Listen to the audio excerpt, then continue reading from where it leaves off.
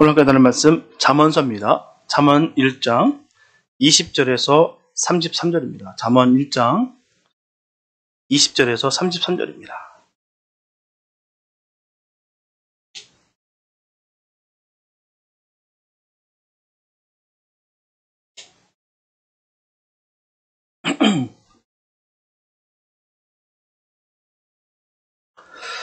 잠언 1장 20절에서 33절 말씀, 주님의 귀한 말씀 봉독해 올립니다. 지혜가 길거리에서 부르며 광장에서 소리를 높이며 헌화하는 길 머리에서 소리를 지르며 성문 어귀와 성중에서 그 소리를 발하여 가로되 너희 어리석은 자들아 어리석음을 좋아하며 거만한 자들은 거만을 기뻐하며 미련한 자들은 지식을 미워하니 어느 때까지 하겠느냐. 나의 책망을 듣고 돌이키라. 보라, 내가 나의 신을 너희에게 부어주며 나의 말을 너희에게 보이리라. 내가 부를지라도 너희가 듣기 싫어하였고 내가 손을 펼지라도 돌아보는 자가 없었고 도리어 나의 모든 교훈을 멸시하며 나의 책망을 받지 아니하였은즉 너희가 재앙을 만들 때에 내가 웃을 것이며 너희에게 두려움이 임할 때에 내가 비웃으리라. 너희의 두려움이 광풍같이 임하겠고 너희의 재앙이 폭풍같이 이르겠고 너에게 근심과 슬픔이 임하리니 그때 너희가 나를 부르리라. 그래도 내가 대답지 아니하겠고 부지런히 나를 찾으리라. 그래도 나를 만나지 못하리니 대저 너희가 지식을 미워하며 여호와 경외하기를 즐거워하지 아니하며 나의 교훈을 받지 아니하고 나의 모든 책망을 업신여겼습니다. 그러므로 자기 행위의 열매를 먹으며 자기 꾀에 배부르리라. 어리석은 자의 퇴보는 자기를 죽이며 미련한 자의 안일은 자기를 멸망시키려니와 오직 나를 듣는 자는 안연히 살며 재앙의 두려움이 없이 평안하리라. 아멘. 18세기에 미국의 작가이자 국제적 혁명 이론가였던 그리고 미국 건국의 아버지라고 불렸던 토마스 페인은 이성의 시대란 창을 써서 기독교를 한껏 조롱했습니다. 그는 신은 존재하지만 이제 더 이상은 인간 사회에 관여하지도 않는다는 이신론적 철학을 바탕으로 교회와 성경의 진리를 부인하고 인간 이성을 바로 하나님의 자리에 올려놓은 너무나 크나큰 배교를 범합니다. 이성시대 도입부에서 토마스 페인은 다음과 같은 선언으로 글을 시작합니다. 나의 생각이 곧 나의 교회다. 그리고 그는 이 책은 성경을 말살하게 될 것이다 라고 장담합니다. 그리고 100년 안에 성경은 다 없어지고 박물관이나 아니면 고서점 한 구석에서 먼지 앉은 책으로 찾아볼 수 있을 것이다 라고 그는 장담했어요. 그런데 지금 어떻습니까? 정말 성경이 박물관에만 있고 정말 고서점에 정말 먼지 쌓인 그런 하나의 책으로 이렇게 남아있습니다. 그가 기대했던 것과 달리 성경은 여전히 베스트셀러입니다. 지금도 스마트폰을 통해서 수많은 앱을 통해서 성경이 계속해서 퍼져나가고 있습니다. 그리고 오히려 그는 자신의 쓴 책 때문에 비참하고 고독해졌어요. 그는 이성의 시대가 쓰여지지 않았다면 좋았을 걸, 그 책을 다 회수할 수만 있다면 세상에 있는 것을 다 줄 텐데 라고 후회를 했다고 합니다. 결국 토마스 페인은 1809년 6월 죽는 날까지 친구도 없이 그냥 침대에만 누워 고독하게 지냈다고 합니다. 그리고 그의 장례식에는 불과 6명의 사람들만 찾아왔다고 합니다. 이처럼 사람의 지식이 아무리 뛰어난다 할지라도 결국 주님의 말씀에서 벗어나게 된다면 비참한 죄를 맞을 수밖에 없다는 거예요. 오늘 본문은 사람이 지혜를 대하는 태도에 따라서 인생의 결과가 다르게 나타난다는 것을 분명히 가르쳐주고 있습니다. 그래서 악한 자들은 지혜를 멸시한 자신의 행위대로 재앙을 받습니다. 하지만 지혜를 듣고 즐거워하는 자는 평안을 누리게 된다라는 것입니다. 시편 14편 1절에서 시편 기자는 전합니다. 어리석은 자는 그 마음에 이르기를 하나님이 없다 하도다. 저희는 부패하고 소행이 가증하여 선을 행하는 자가 없도다. 그리고 본문 31절에서도 전합니다. 그러므로 자기 행위의 열매를 먹으며 자기 꾀에 패버리라고 전하고 있어요. 이처럼 인생은 심은 대로 거둔다는 것이 바로 성경이 우리에게 주는 진리의 말씀입니다. 심은 대로 거둔다. 의로운 일을 행한 사람은 의의 열매를 맺어서 구원에 이르고요. 악한 일을 행한 사람들은 악의 열매를 맺어서 심판에 이른다는 것입니다. 분명하게 사람은 그 열매로 그 행위를 판단할 수가 있는 거예요. 오늘 본문은 여호와 경외를 즐거워하지 아니하며 주의 교훈을 받지 아니하고 주의 책망을 업신여긴 자가 결국은 그 대가를 스스로 받게 된다는 것을 분명히 말씀하고 있습니다. 오늘 본문을 중심으로 어리석은 자의 열매는 자기를 죽이는 것이요 스스로를 멸망시키는 것을 기억하시면서 주님 안에서 지혜를 구하는 복된 시간 되시기를 바랍니다. 첫째, 어리석은 사람은 하나님의 교훈을 멸시합니다. 결코 무신론자들은 교회 밖에만 있는 것이 아니라는 거예요. 너무나도 안타까운 것은 교회 안에서도 무신론자들이 간혹 있다는 겁니다. 말도 안 되는 거 아니겠습니까? 교회 안에서도 있다니까요. 그렇다면 교회 안에 있는 무신론자는 누구일까요? 바로 하나님의 교훈을 멸시하는 사람들입니다. 하나님의 말씀을 멸시하는 사람이 바로 그가 무신론자라는 겁니다. 그들은 교회는 출석합니다. 하지만 하나님의 교훈대로 순종하며 살지 않는다는 거예요. 뭐냐면 자기의 소신대로 자신의 생각과 의지대로 살아간다는 것입니다. 예수 믿는 사람들이 가장 경계하고 조심해야 될 부분이 이 부분이에요. 하나님의 말씀대로 살아가는 것이 아니라 자신의 소견대로, 자기의 경험대로, 자기의 의지대로, 자기의 생각대로 살아가는 것. 우리가 경계해야 되는 거예요. 세상 사람들은 그걸 지향합니다. 내 소신껏, 내 의견껏, 내 생각대로. 하지만 하나님의 사람들은 결코 그렇지가 않습니다. 하나님의 말씀대로 살아가는 거예요. 그리고 이런 분들은 바로 하나님의 책망을 우습게 여긴다는 것이죠. 이런 사람들의 특징을 보면 다음과 같습니다. 첫째, 무신론자들은 하나님에 대한 두려움이 없이 아무렇게나 사는 사람들입니다. 아무렇게나 사는 사람들. 가끔 우리는 그렇게 얘기합니다. 어떻게 믿는 사람들이 저렇게 살 수가 있지? 야, 어떻게 저럴 수가 있지? 세상에 저렇게 극악무도할 수가 있을까? 세상 사람들도 저렇게 안 사는데 어떻게 예수 믿는다고 하는 사람이 어떻게 저럴 수가 있을까? 의아하게 생각할 때가 있다는 것이죠. 이런 사람들이 하는 말이나 행동을 보게 되면 과연 하나님이 무섭지도 않나는 생각, 그런 두려운 생각이 듭니다. 어떻게 교회 다니는 사람이 아무렇게 하지 않게 저렇게 부정한 짓을 할 수 있을까? 어떻게 신자라고 하는 사람이 저렇게 사람의 사기를 치면서 물질적인 또 여러 가지 형사적, 민사적 많은 범죄로 인해서 고통을 줄 수 있고 그렇게 그런 일들을 벌일 수가 있을까? 남의 돈을 그렇게 쉽게 띄어볼 수가 있으며 어떻게 저럴 수가 있을까? 어떻게 장로와 교회 재정을 사적으로 유용할 수 있는가? 어떻게 목사가 성도들이 하나님께 드리는 헌금을 착복할 수 있는가? 아니면 자신의 여성들을 어떻게 저렇게 추행할 수가 있을까? 분명히 이럴 수 있는 것은요, 모두 하나님에 대한 두려움이 전혀 없기 때문입니다. 신학교에서도 누누이 얘기하는 거고요. 믿음의 선배들한테도 누누이 듣는 얘기가 그거예요. 목사들 특히 말입니다. 세 가지 놓치지 말고. 명예, 돈, 여자. 근데 이 세 가지에 꼭 걸려 넘어지더라고요. 신기하고도 놀라워요. 왜 저럴 수 있을까 할 정도로 정말 의아하게 생각될 정도입니다. 왜일까요? 다른 거 없습니다. 하나님에 대한 두려움이 전혀 없기 때문이에요. 하나님이 두렵지 않기 때문에 그렇게 할 수 있는 것입니다. 우습게 보는 거죠. 하나님 우스운 거예요. 아무리 직분이 집사나 장로나 목사라 할지라도 이런 사람은 그 마음에 하나님이 없는 사람들입니다. 하나님이 없는 사람이에요. 예수를 믿는다고 하면 이럴 수가 없습니다. 이럴 수가 없어요. 주님을 전심으로 믿는 사람이라면요, 죄 짓는 것이 더욱 어려워야 됩니다. 맞습니까? 정말 예수를 믿으면 죄 짓는 게 어려워야 되는 거예요. 이게 정상입니다. 예수 믿는 사람들의 정상적인 모습이에요. 죄 짓는 것이 어려운 것.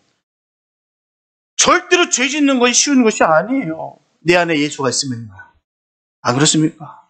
내 안에 예수가 있는데 어떻게 죄 짓는 게 쉬울 수가 있어요? 세상은 그럴 수가 있어요.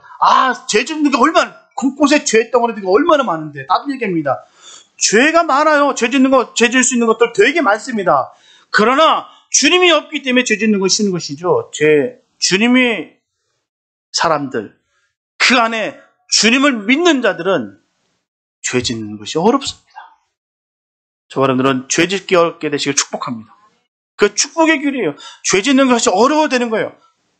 그게 복 있는 사람이고 그게 바로 예수님의 사람들의 전형적인 모습이에요. 죄 있는 죄 다 지어가면서 나는 예수 믿습니다. 흘리고 아닙니다. 그거는 아무 의미가 없어요. 내 안에 예수가 있어요. 내 안에. 주님께서 함께 하신다면, 주님이 내 안에 계신다면 절대로 죄 짓기가 어렵습니다. 예, 그런 우리의 믿음이 있게 되시길 축복합니다. 얼마나 많은 사람들이 주님을 두렵지 않게 살아가는지 모르겠어요. 내 안에 예수가 있는데도 있다고 스스로 착각하면서 마음대로 죄 짓고 사는 사람들이 얼마나 많아요. 우리가 결코 속지 마시기 바랍니다. 남들도 다 죄 짓고 이 정도 되면 괜찮겠지 하는 생각 다 버리시기 바랍니다. 우리는 사람의 모습을 쫓아가는 것이 아니라 주님의 말씀을 붙잡고 나가는 것이에요. 주님의 죄라고 하면 죄입니다. 주님께서 선한 것이라고 하면 선한 것이에요. 하나님이 계신 것을 믿는 사람은 절대로 함부로 행동하지 못합니다. 하나님을 두려울 줄 아는 사람은 양심에 가책받는 것을 결코 할 수가 없어요. 성도는 사람의 이목이 두려운 것이 아니라 하나님 앞에 부끄럽지 않게 살아야 되기 때문입니다. 사람이 두려운 거 아니에요. 하나님이 두렵습니다. 하나님은 사랑의 역사하시고요. 지금도 우리를 다 보고 계십니다.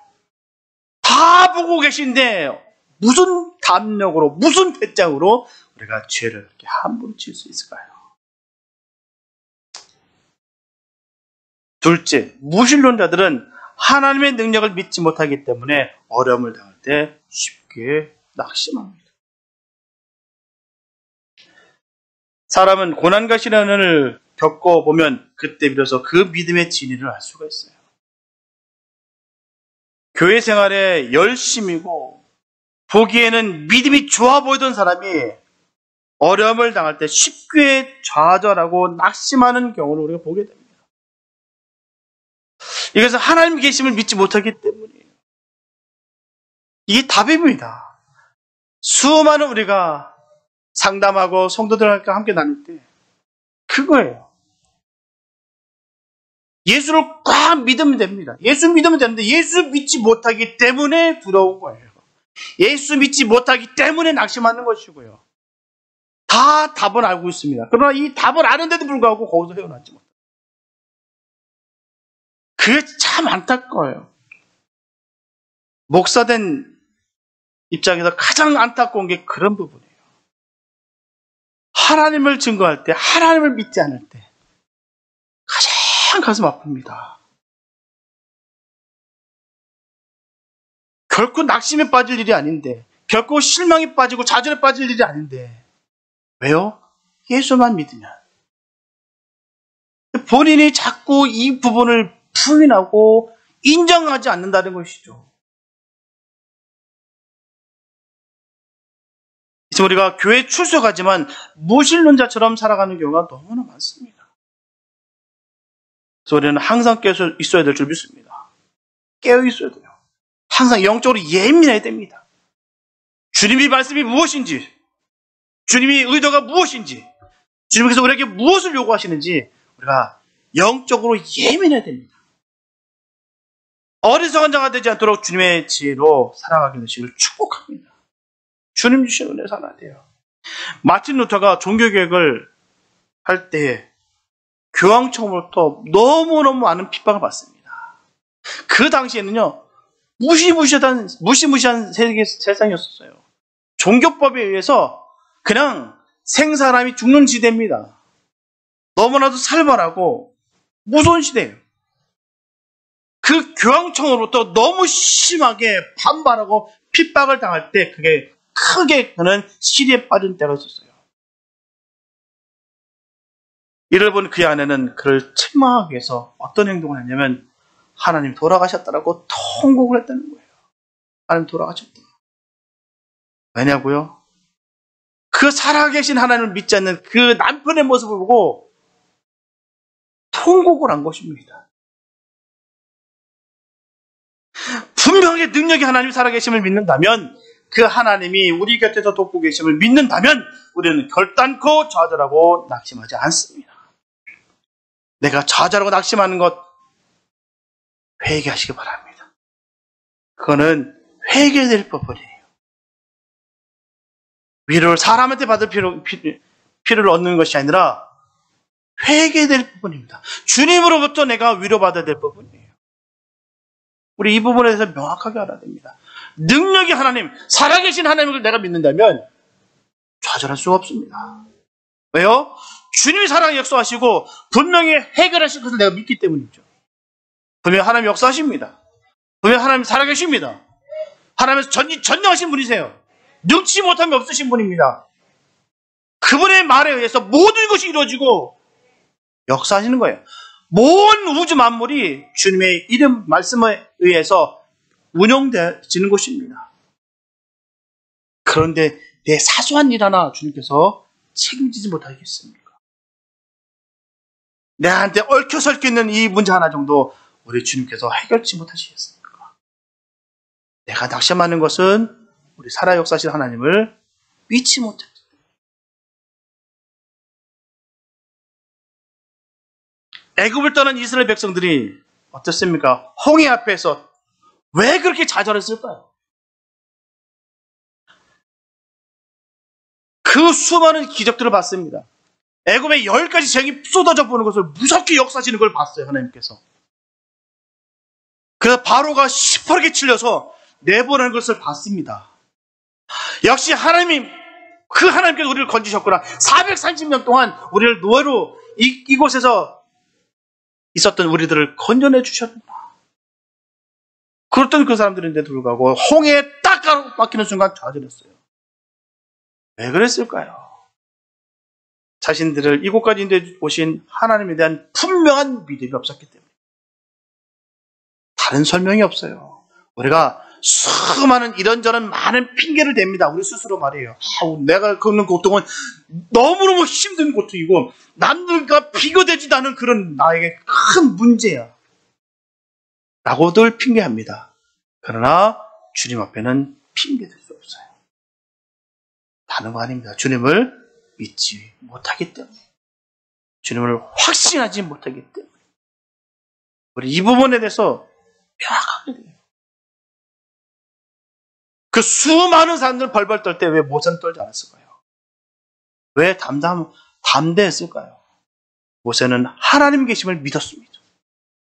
이 정도 홍해는 그냥 말라 비틀게 만들든지 아니면 저 쫓아오는 그 바로의 군대를 박살내시든지 하나님 하실 걸 믿었습니다. 그 믿음 가운데 주님께서 손을 번쩍 들라 하셨을 때 홍해가 쫙 끊어졌어요. 그런 믿음 있게 되시길 축복합니다. 그런 믿음의 용장 되시기 바랍니다. 우리가 예수를 믿으면 제대로 믿어야 돼요. 그냥 어설프게 믿는 것이 아니라 남들 믿으니까 따라서 믿는 것이 아니라 예수 믿으려면 제대로 믿으시기 바랍니다. 조금도 두려워하지 않는 거예요. 주님 내가 믿기 때문입니다. 하나님 능력을 믿지 못하고 좌절과 시리에 빠져있다면 그 사람은 대단히 어리석은 사람이에요. 우리 모두 살아계신 하나님을 보는 지혜로운 사람들 되시길 예수 이름으로 축복합니다. 주님을 바라보십시오. 지금 살아계십니다. 주님의 얼굴을 바라보십시오. 우리 얼굴을 구하시게 되신 축복합니다. 그로 인하여 주님께서 주신 그 능력으로 넉넉히 이기는 역사가 있게 되시길 다시 한번 예수 이름으로 축복합니다. 둘째, 어리석은 사람은 오직 자기 만족을 위해 살아갑니다. 오늘 교회 밖에 세상 사람들이 살아가는 모습을 보게 된다면 그저 자기 만족만을 위해서 살아가고 있어요. 자기 만족만을 위해서 말입니다.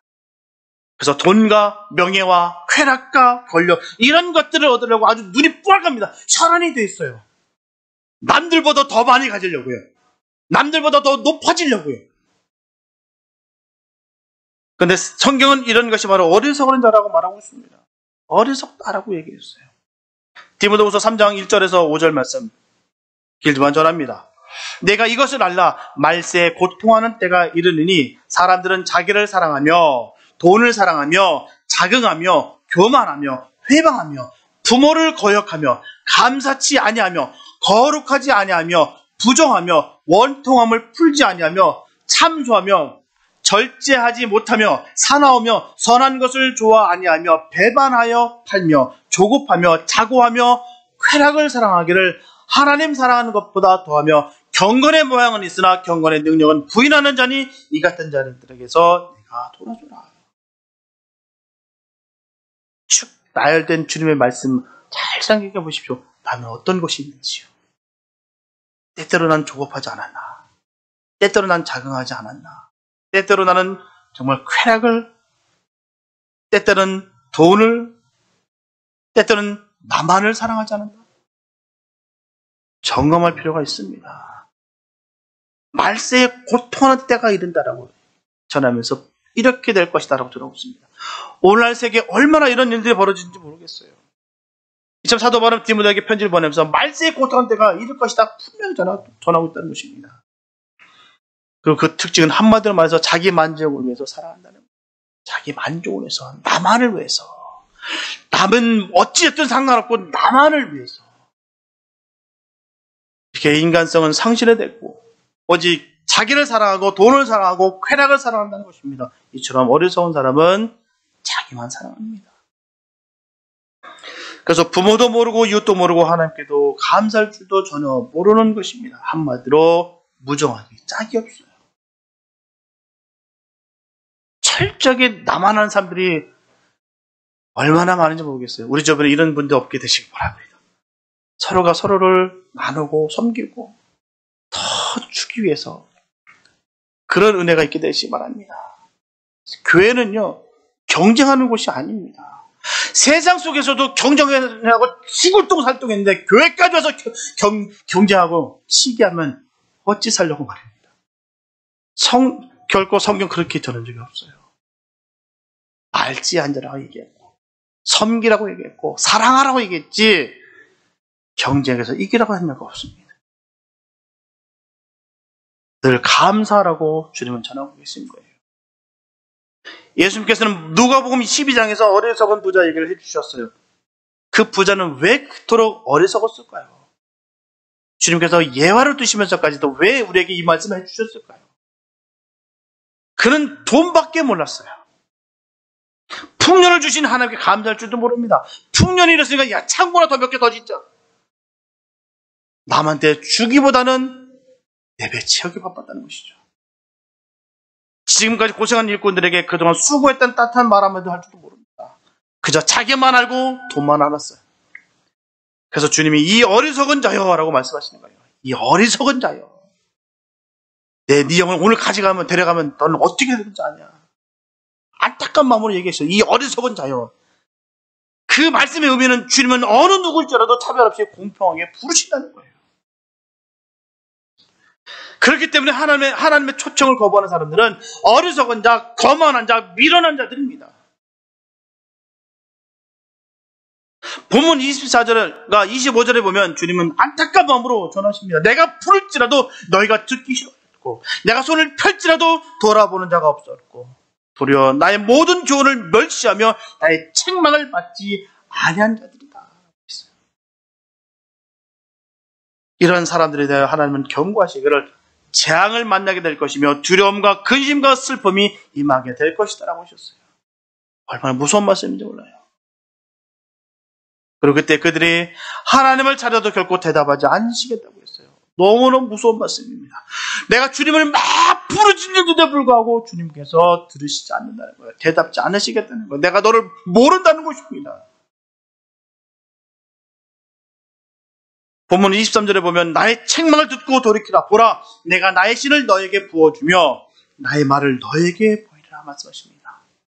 이렇게 하나님의 초청을 거부하는 자들에게 하나님은 최종적인 제의를 하시는 거예요. 그것은 바로 회개하라는 것입니다. 회개하라. 회개하고 돌아와라. 주님은 항상 우리에게 전하시는 것입니다. 난 그 자리 그곳에 그대로 있다. 돌아와라. 돌아와라. 그 말입니다. 그러면 성령을 주시겠다는 뜻이며 성령을 통해서만 하나님의 말씀을 깨닫게 될 것이라는 뜻입니다. 고린도전서 2장 10절에 보면 오직 하나님의 성령으로 이것을 우리에게 보이셨으니 성령은 모든 것 곧 하나님의 깊은 것이라도 통달하시느니라. 이처 하나님께서 인간에게 은혜를 적용시키는 것은 성령을 통해서만 이루어진다는 것입니다. 그리고 그 은혜의 수단으로서 말씀을 사용하신다는 거예요. 그 성령이 계심으로 말미암아 하나님의 그 놀라운 사랑에 우리가 깨닫게 되고 이 모든 말씀들이 속속히 깨닫고 믿게 되는 것 얼마나 감사한지 모릅니다. 그리고 그 성령을 통해서 하시는 하나님의 제일 바로 하나님의 최후 통첩입니다. 이 최종적인 제의를 거절하면 결코 다시는 구제받을 수가 없어요. 끊임없이 주님은 모든 사람들을 부르시면서 초청할 것이겠으나 하지만 끝까지 거절하는 자들에게는 다시금 기회가 없습니다. 무서운 말씀이에요. 그때는 하나님을 부지런히 찾아도 만나지 못할 것입니다. 그러나 어리석은 사람은 이러한 하나님의 경고에도 불구하고 쾌락을 하나님보다 더 사랑합니다. 아직도 쾌락을 끊지 못하고 쾌락에 처져 있다는 것입니다. 하나님 편에 푹 들어가지 못하고 아직도 세상의 것에 너무 그리워한다는 거예요. 세상 그 즐거움. 그래서 교인일지라도 회개하고 거듭나 성령을 받지 못한다면 설령 교회로 이끌려온다 할지라도 교회도 하나님의 은혜로 나오는 것이 아니라 그냥 취미 삼아 나오는 거예요. 이런 사람은 믿음 생활까지도 자기 만족을 위해 하는 사람. 그리고 교회도 자기 만족을 위해서 나갑니다. 봉사를 하는 것도 헌금을 하는 것까지도 자기 만족을 위해서 하는 사람들. 언제나 기분과 감정에 의해서 주님을 믿기 때문에 그곳엔 감사와 평안과 기쁨이 없습니다.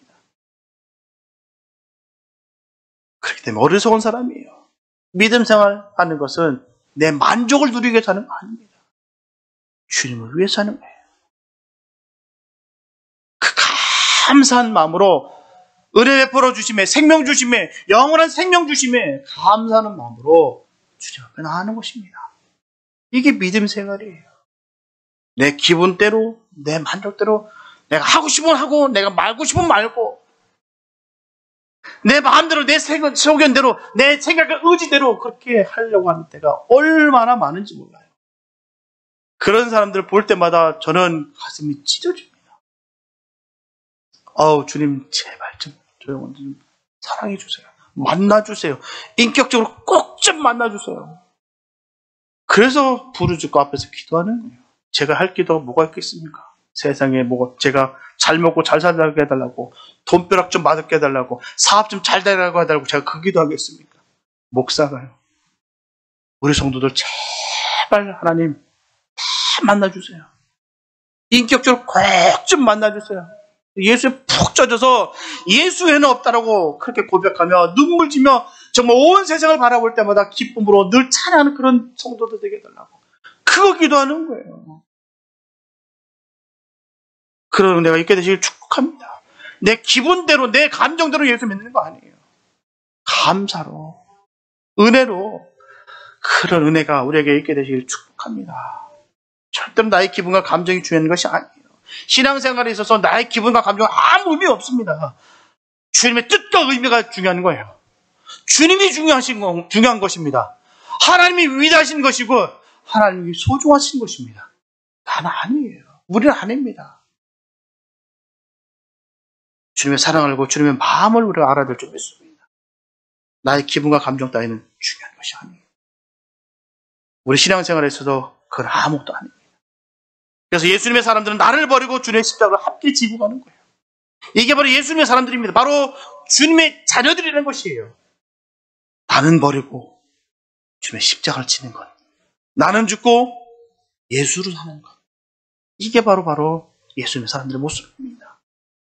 저와 여러분들은 철저하게 주님만 의지하시고 주님께서 주시는 참된 평안과 기쁨을 얻게 되시길 예수 이름으로 축복합니다.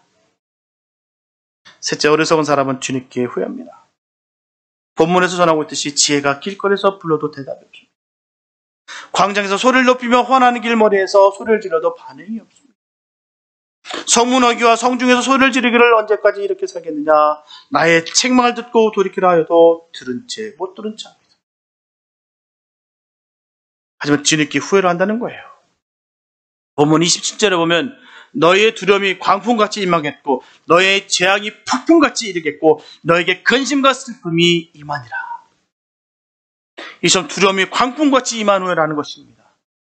재앙이 폭풍같이 임하고 근심과 슬픔이 닥쳐오니 그제야 후회한다는 것입니다. 그전에는 몰랐는데 비로소 이런 것들이 내게 덮치면서 그때 우리는 후회한다는 거예요. 하지만 그때는 이미 늦었습니다. 고린도후서 6장 2절에 보면 보라 지금은 은혜를 받을 만한 때요. 보라 지금은 구원의 날이로다 라고 말씀하고 있습니다. 이렇게 모든 일에는 때가 있어요.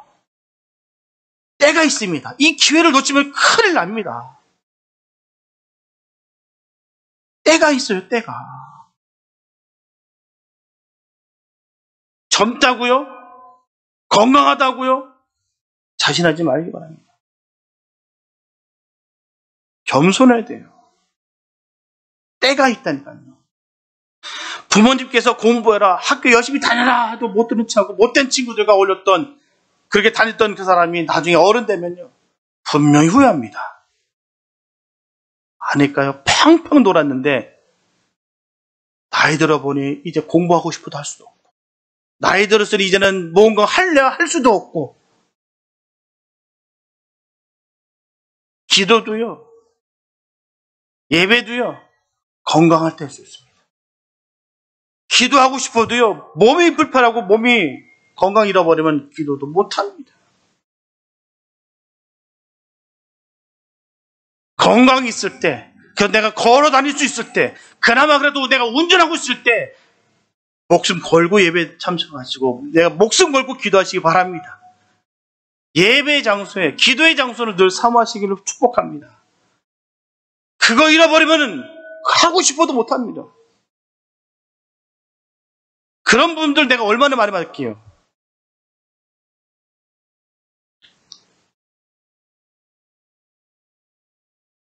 기회를 놓치고 나서 아무리 후회한들 소용이 없습니다. 우리 믿음의 선배들은 다 할 거예요. 명언이 있더라고요. 요즘 어른들 말. 나는 늙어봤어. 이게 많이들 하시더라고요. 전 요즘 많이 들어요. 그런 말들. 여러 곳에서. 난 늙어봤어. 그만큼 많이 겪어보셨으니까 안다는 얘기겠죠. 그 후회감도 얼마나 아시겠습니까? 근데 젊은 친구들은 몰라요. 그냥 젊습니다. 좋습니다. 그런데 어른들 시선에 보면은 그게 안 보여요. 그 훈계하면은 죄송합니다. 꼰대.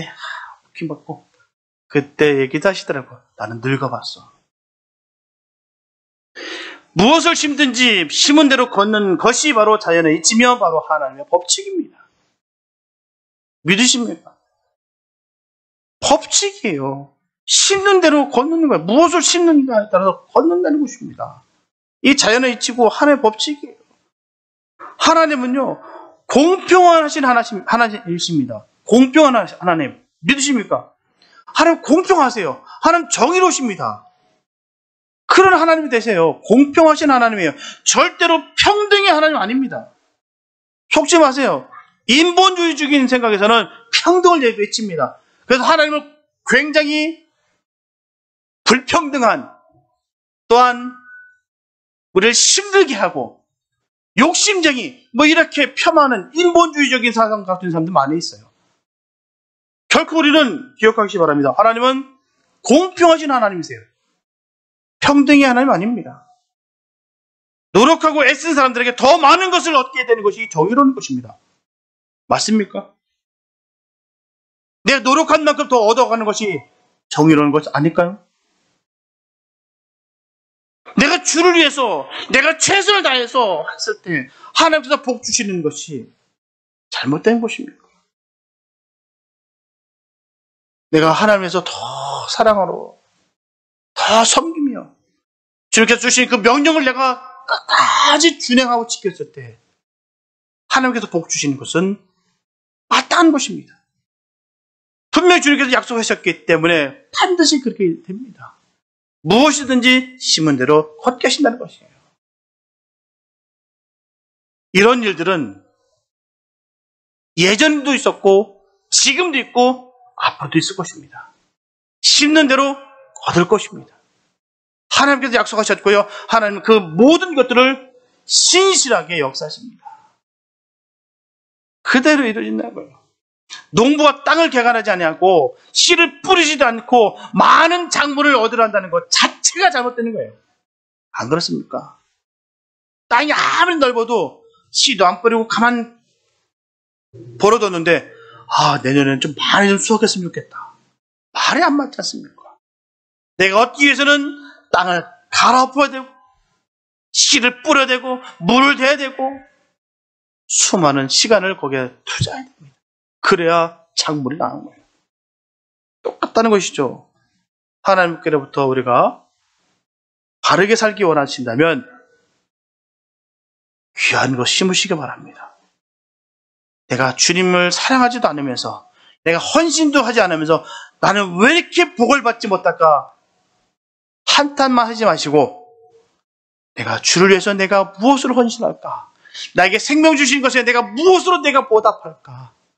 애쓰고 힘쓰는 복된 자들 되시기 원합니다. 하나님께서는 우리가 주님께 드리는 것보다도 더 많은 것을 주십니다. 우리가 주님을 사랑하는 것보다 주님을 더욱더 많이 사랑하십니다. 비교할 수 없이 사랑하십니다.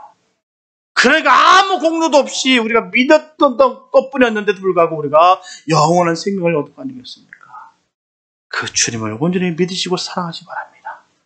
주님께서 주시는 큰 은혜가 있다는 것이죠. 본문 31절에서 전하고 있듯이 그러므로 자기 행위의 열매를 먹으며 자기 꾀에 배부르라 하는 것입니다. 마태복음 7장 16절과 17절 말씀 보면 그 열매로 그들을 알지니 가시나무에서 포도를 또는 엉겅퀴에서 무화과를 따겠느냐. 이와 같이 좋은 나무마다 아름다운 열매를 맺고 못된 나무가 나쁜 열매를 맺나니라고 말씀하고 있어요. 우리 주님이 직접 하신 말씀입니다.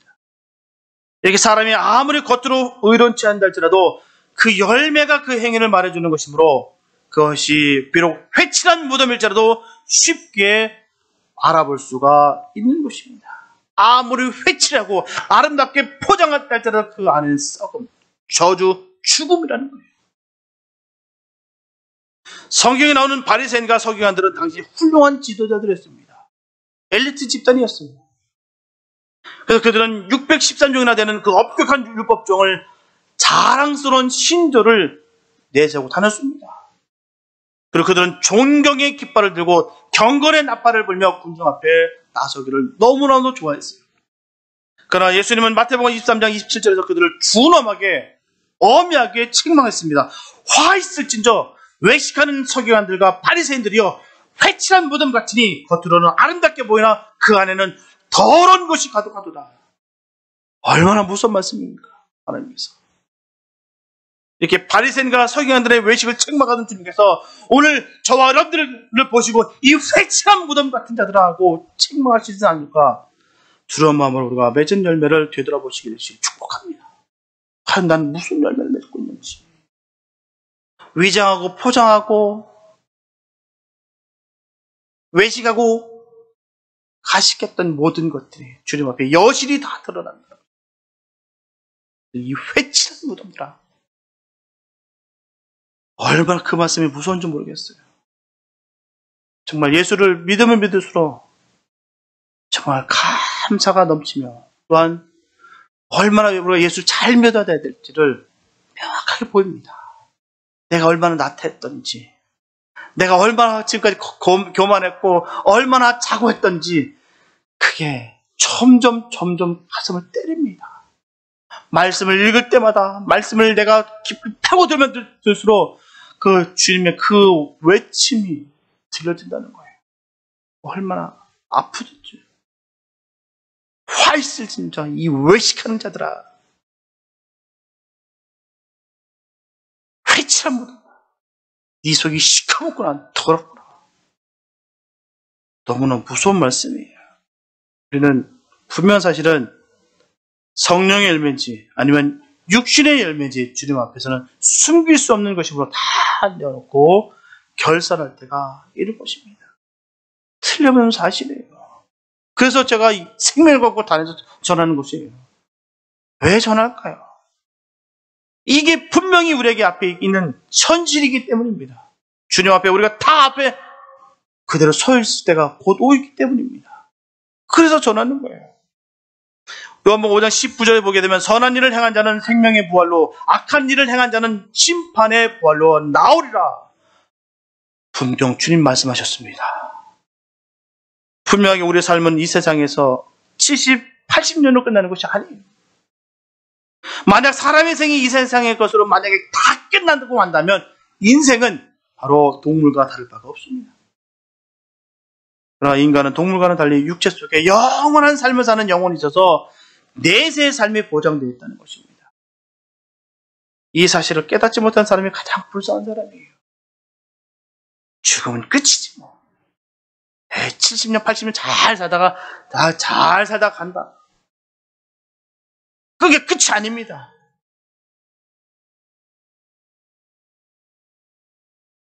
가장 그런 사람들, 죽으면 끝이다라는 생각하는 사람이 가장 불쌍한 사람입니다. 왜냐하면 그는 내세의 삶을 준비하지 않고 있다가 죽음이 오면 갑자기 멸망하고 말 것이기 때문에. 내세의 삶을 막연하게 종교적 감성으로만 알고 있는 사람들은 영원만이 사는 것으로 알기 쉽다는 것이죠. 그러나 기독교는 내세의 삶을 명확하게 증거하고 있어요. 그것은 부활로 증명됩니다. 부활로 증명이 돼요. 부활은 의인이나 악인 모두에게 다 있습니다.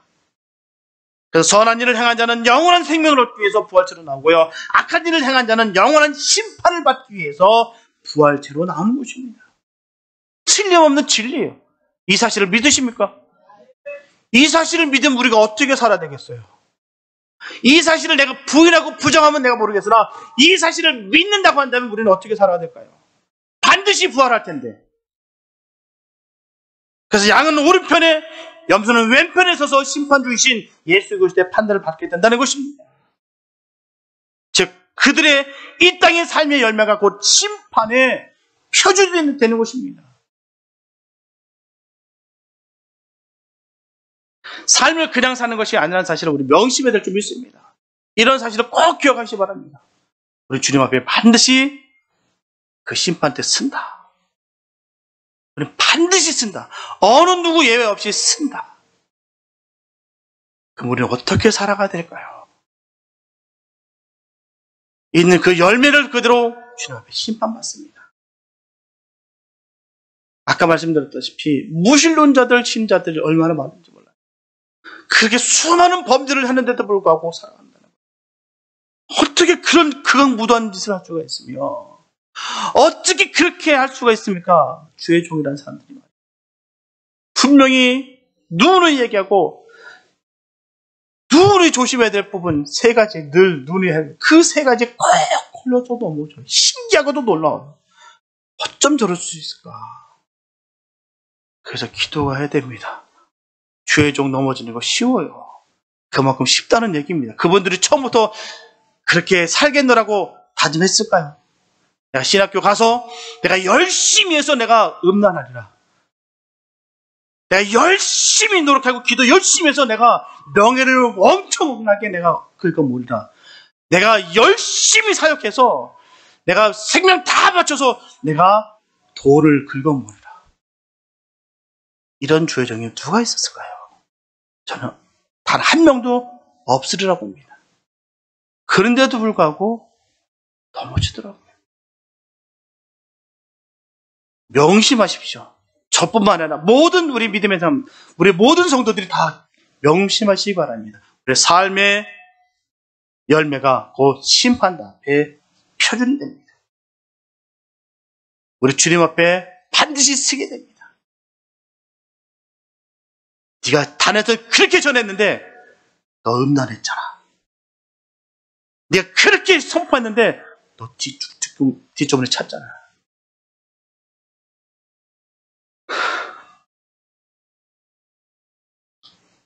너무 무섭습니다.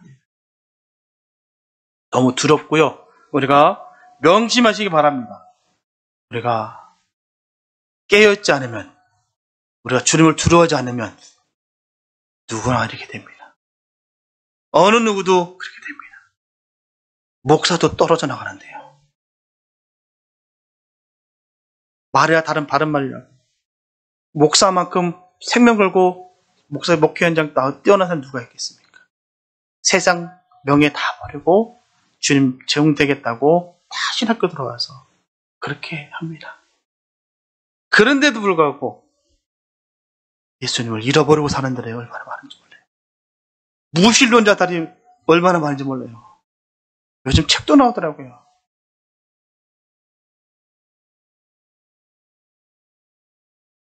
예수 믿지 않는 목사, 예수 믿지 않는 성도. 책만 봐도 내가 알겠더라고요. 어떤 내용인지 딱 보면 알겠더라고요. 무슨 내용일지를.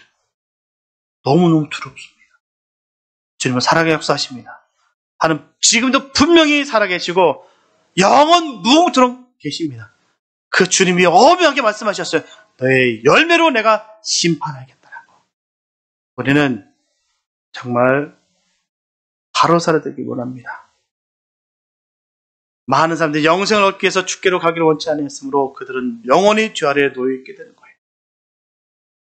그러나 이 땅의 짧은 일생이 이처럼 중요한 것인지 알았다면 하루하루를 하나님 보시기에 합당한 날이 되도록 최선을 다해 살아야 될 줄 믿습니다. 그가 거저 주님 생명 얻었으면 그 감사가 있어야 돼요. 매일매일. 제가 눈을 말씀드리지 않습니다. 제가 가장 좋아하는 정도는요.